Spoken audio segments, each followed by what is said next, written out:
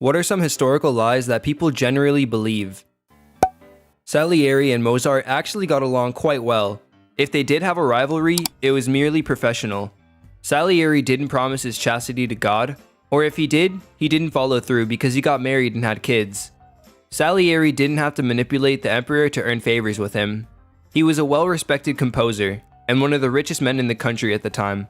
Amadeus is a great film, but it's a good thing that it doesn't start with based on a true story. At least it's honest. I'm looking at you, Braveheart. That Cleopatra was some sort of otherworldly beauty who mesmerized every man she met. Ancient historians were more impressed/scandalized by her intelligence and ability to manipulate as easily as she breathed. And it wasn't until centuries later that she began to develop this reputation as a sexy seductress. Cleopatra's ancestors were big fans of incest.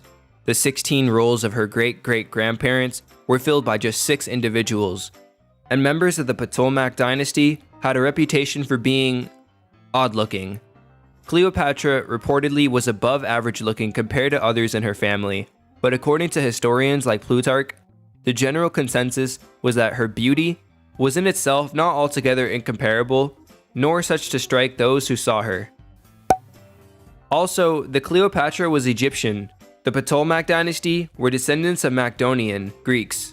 Ptolemy, who founded the dynasty, was one of the generals of Alexander the Great and took Egypt when Alexander died and his empire split apart.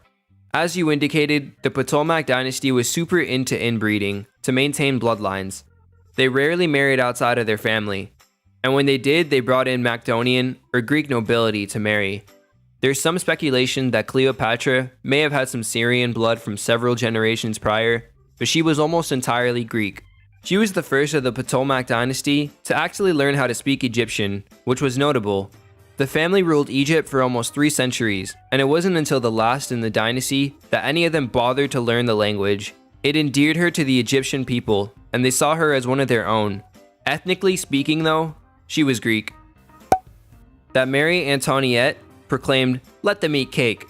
In reality, it seems to have emerged from a short anecdote in an autobiography published by French philosopher Georges Cousseau, and is frequently misattributed to her. That kings in plate mail were big, slow, clunky bruisers. In reality, plate armor is actually easier to move around in than what we think of in video games as medium armor like chainmail. Why?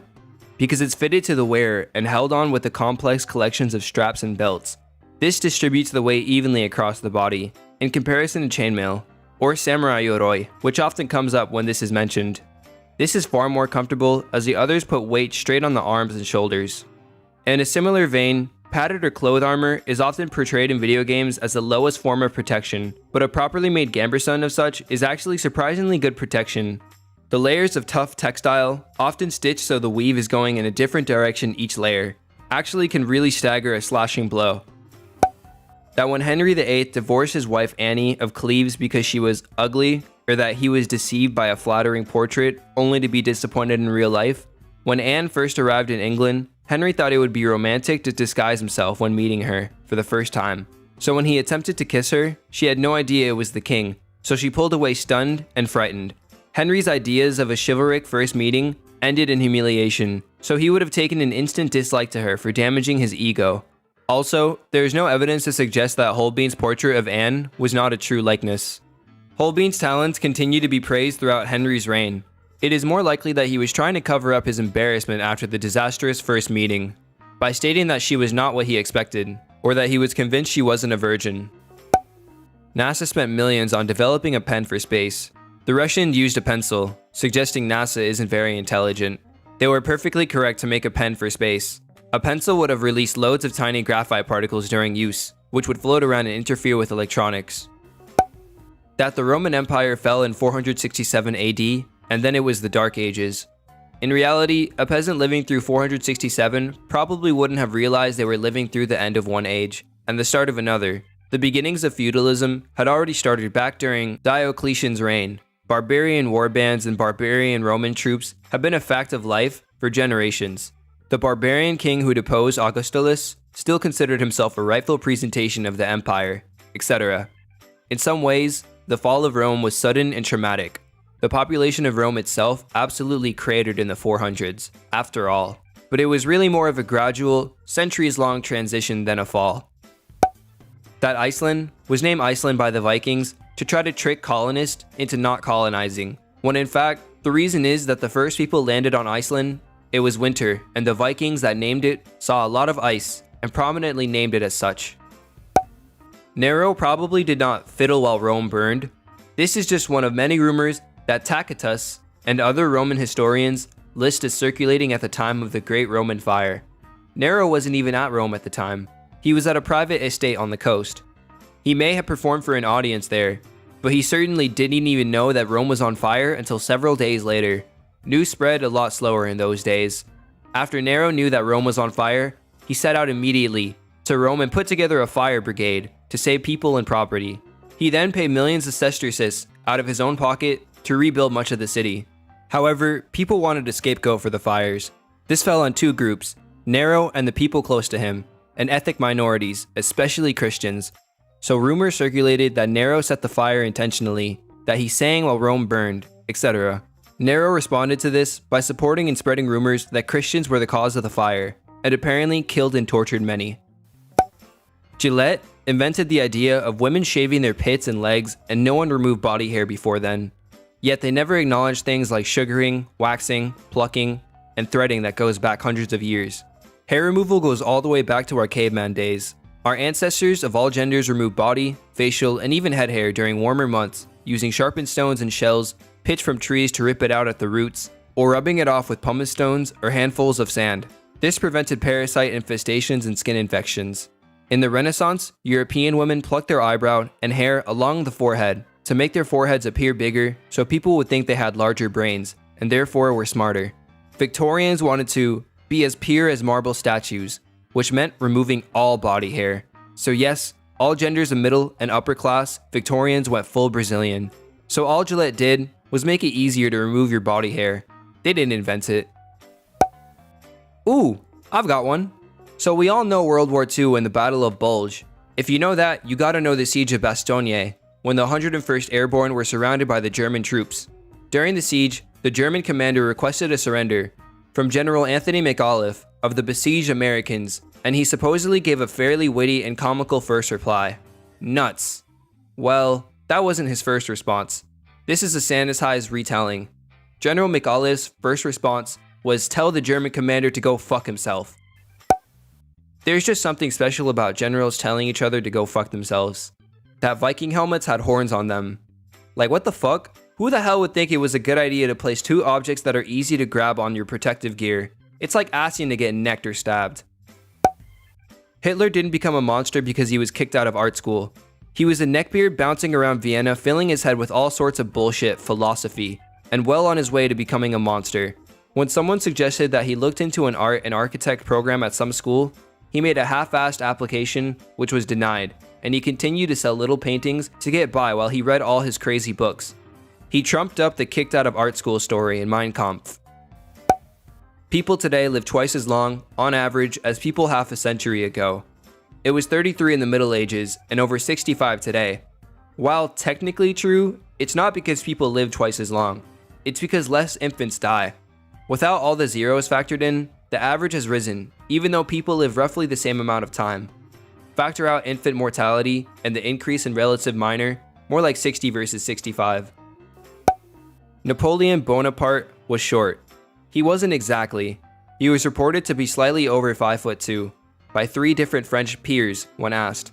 But the French inch was around 2.7 centimeters instead of 2.54 centimeters. This would mean that he was, in fact, 5'5", 5'7", or 169 centimeters, which at the time was barely an inch or a couple centimeters shorter than the average. The idea that he was short was due to English propaganda birthed by James Gillray, basically an 18th century comic drawer. That carrots improve your eyesight.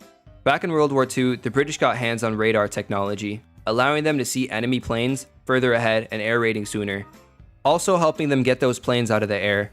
Now nobody wanted the Nazis to have this information, so the government made up this fact that British eat a lot of carrots, and that it's improving their eyesight. The stupid killer corset myths. You really think they were out there doing survival rib removal surgeries on the reg? No, that's BS. There are so many sources out there where people have done the research and have the evidence that women aren't crushing their guts and living in daily discomfort, and then one YouTuber comes along like, my plastic bone Amazon corset was uncomfortable, and people just start talking about the dangers of corsets and spouting back these lies that get told over and over again. Reading the comments in this thread made me realize two things. Some lies told back then were told so well that people many years later still believe said lies, and that we are awfully ignorant and have an underwhelming amount of context for a lot of the history we know or don't know.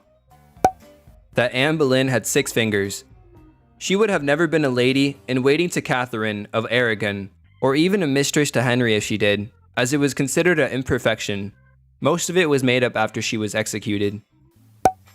Honorable samurai. The West heavily romanticized samurai as noble, loyal, honest warriors who attack head-on.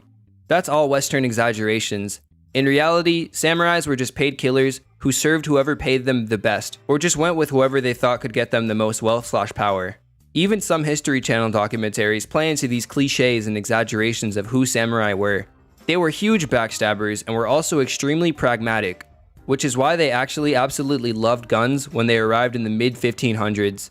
No one really cares in general, but it's a random common thing I notice. That nobody would fund Christopher Columbus's voyage because they thought the world was flat.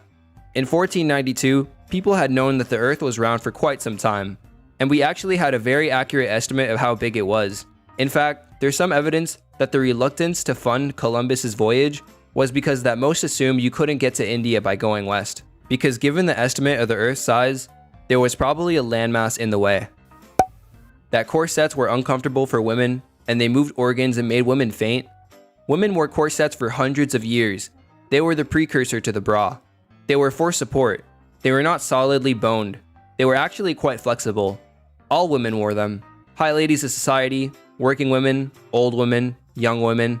They can actually be quite comfortable. The myths that most people know stem from very high ladies of fashion. Corsettery and tight lacing are two different things. Most women did not have 8-inch waists. Just like today, the women that were placed in ads are skinny and unattainable. People were not shaped differently. Myth. Attitude towards slavery in the US could be summed up by the fact that slaves were only considered 3/5 of a person. Fact, slaves were not considered people at all. The argument was how much should the enslaved population factor into determining a slave state's representation in the federal government, because slaves could not vote. This only benefited the free population in slave states. Slave owners wanted the number to be 1. Abolitionists wanted it to be 0. They compromised with 3/5. That the Nazi medical experiment / Japanese Unit 731 discovered anything of worth for modern medicine. The medical experiments conducted during the Holocaust weren't out to test or prove any hypothesis other than Germans are better. Almost every experiment involved killing prisoners in some convoluted way, such as freezing in a tub of ice water, shocked with electricity until they died, or some other form of execution. The time it took for the prisoner, an emaciated, physical weak person to die, and simply stated that it took a healthy, fit, normal German man longer to freeze to death, and thus, Germans were physically superior. In the end, it was just plain old murder, wearing a scientist's lab coat. People believe the Catholic Church was routinely anti-science. In reality, the church sponsored a lot of science. For example, the Big Bang Theory was the product of a Catholic priest and encountered atheist resistance because they thought it sounded too much like creation. That Edison was the one who invented the light bulb, but rather, he just bought the blueprints from 2 men that I don't remember the names of, and then paid 50 people to finish it, and took all the credit. Also, the fact that he's the one that we owe for many current inventions, which were invented by Nikola Tesla. Mostly, Edison was known as an inventor, while in reality, he was just a good businessman, who took all the opportunities that he could, which some later on came back to bite his ass. Invention of the electric chair, and the experiment used to prove Tesla's AC was dangerous so people would continue to use his DC system. The murder of Rasputin. He did not survive poisoning, shooting, stabbing, beating, and castration just to drown. He likely refused to drink the supposedly poisoned wine, but accepted it out of hospitality. The pistol misfired, and his body was thrown onto a frozen river after being stabbed and beaten to death in frustration. Post-mortem mutilation of his genitals, if that even happened at all. That humanity happily left the struggles of hunting and gathered to gratefully pick up sedentary agriculture. Historical evidence suggests early states had to constantly round up farmers who decided that agriculture sucked and fled to be semi-nomadic or nomadic pastoralists and hunters. Thus, early wars focused on taking slaves, which usually were resettled closer to state centers and integrated culturally. Agriculture was forced on most of humanity, not picked up as an improvement. Plenty of evidence also suggests that agriculture was much less energy efficient and ensued poor nutrition. Nomadic barbarians were often larger and healthier than antiquity farmers. Some anthropologists even think sedentary agriculture was a last-ditch effort survival tool taken up during a climatological cataclysm and not seen as some technical progression by early humans. Neat stuff. Well, I just watched Kolyma, Birthplace of Our Fear, and it seems like people still think Stalin was an okay guy who didn't know that a bunch of his people were being murdered, despite his personal signature on mass execution orders. That King Arthur was an English hero. At the time of the legends, the Isles were horrifically divided between Romanized Britons, Saxons mercenaries, and Picts. The legends always place Arthur as a victorious hero against the Saxons, but in reality, the Saxons, Anglo-Saxons, not only won, they drove those Britons, who didn't settle peacefully from what we considered modern England. The Anglo-Saxons would blend in with Danes and Norsemen, and then with the French Normans after that. The English have more in common with the French Scandinavians than they do with King Arthur, who is probably closer to Welsh ancestry. The Pilgrims came to America for religious freedom and to avoid persecution. Half-truth at best. They wanted the freedom to apply their religion more stringently, sort of an English Taliban. They were hounded out of England and weirded out of the Netherlands because of their puritanical practices, hence the derogatory Puritan label. They wanted to establish a community in what is now US to be less tolerant than the communities they had in Europe. So, did they come for religious freedom? Yeah, kinda. As long as it was their religion. Specifically, they did not come in the spirit of all religions should be treated equally, which is how this usually gets glossed over in US schools. That the Red Army shot retreating soldiers. Well, border troops did exist. They only did so to regroup troops and stop them from running right into the Germans. And after the Battle of Kursk, Stalin took this order down as they were now on the offense and no longer needed it. This idea that the Red Army shot retreating troops is stupid and only reinforced by movies like Enemy at the Gate that are a historical mess. I'm not sure if this exactly did happen, but there's a bit of a myth perpetuated here in the US that our nation has consistently been mostly just in all the wars it's fought and the nations it's backed. I feel like you could make this argument in favors of World War I, the Korean War, or the Vietnam War, but what's inexcusable is the backings of genocidal regimes in Cambodia, Guatemala, and Indonesia because the governments in power favored the US. That the reason World War II ended was because the US joined the war and did most of the work. They only joined once the Germans' staggering success slowed down and turned. Don't get me wrong, they were a crucial part of D-Day and at the end of the war, and probably shortened the war, but really, the USSR was clearly the biggest participant against Germany. People believe that the Soviet ex-Union nations liked the Soviet Union and wanted to be annexed. The Soviets treated the ex-Soviet countries badly, deportings every day, freedom of speech doesn't exist, you couldn't even show your country's original flag. Italy did not switch sides during the First or Second World Wars. In World War I, it is mostly understood that the pact with Germany and Austria was a defensive one, so Austria attacking the Serbians is an offensive move. In World War II, while many generals did not end up joining the king, the Italian dictatorship proper ended up becoming the Italian Social Republic. That ninjas were all like Scorpion or the Ninja Turtles, badass martial arts masters with cool weapons, the actual truth is underwhelming. They did occasionally assassinate people, but they were primarily spies and were used to gather intel more than anything else. They also didn't wear the black uniforms with masks, only revealing their eyes. They often went undercover and dressed however would be appropriate for the setting. That the Tiananmen Square massacre never happened.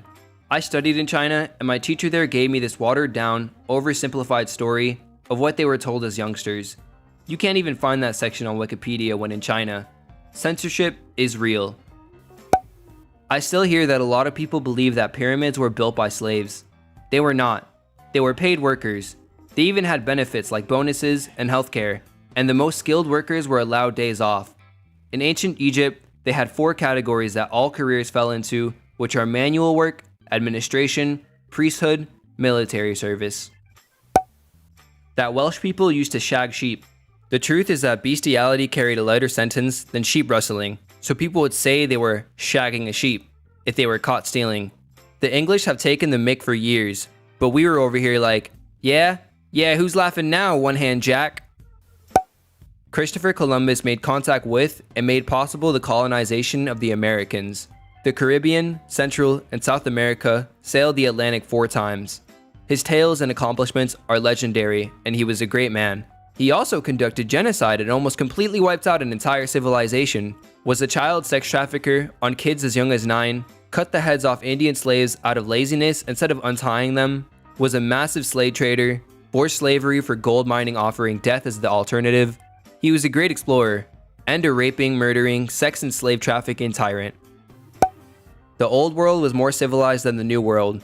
Just as the Aztecs were sacrificing humans to their gods, Christians were burning people at the stake for being witches, inserting expandable eggs into offices for not being Catholic enough, and committing atrocities simply because the city followed Islam. We're all sick bastards. Battles were just lines of men banging away at each other in fields at close range, and how stupid that was. Line warfare is all about maneuver. Flank the enemy, get behind them, charge the lines with superior firepower and speed, whatever.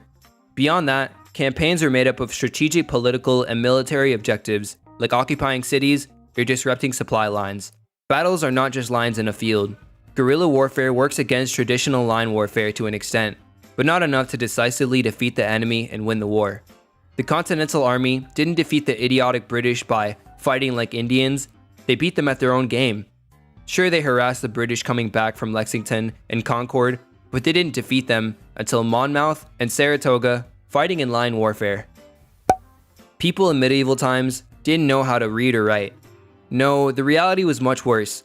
Plenty of people could read and write, it's just there was no consistent spelling system. Love, love, lof, love, luff.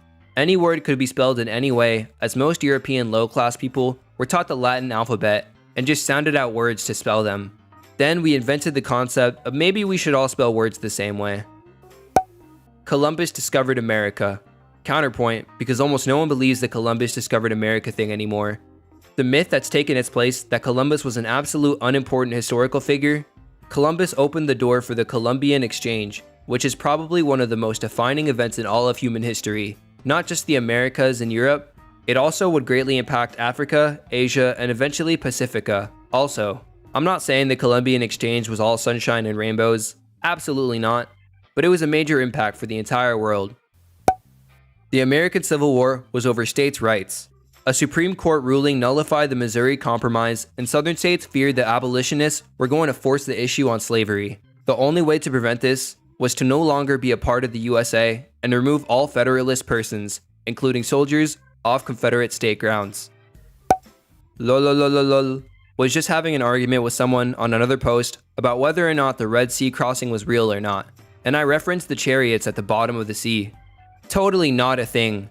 This was a lie perpetuated by a guy named Dr. Wyatt, who wasn't even an archaeologist, who claimed to discover these chariots as well as other biblical stuff like Noah's Ark.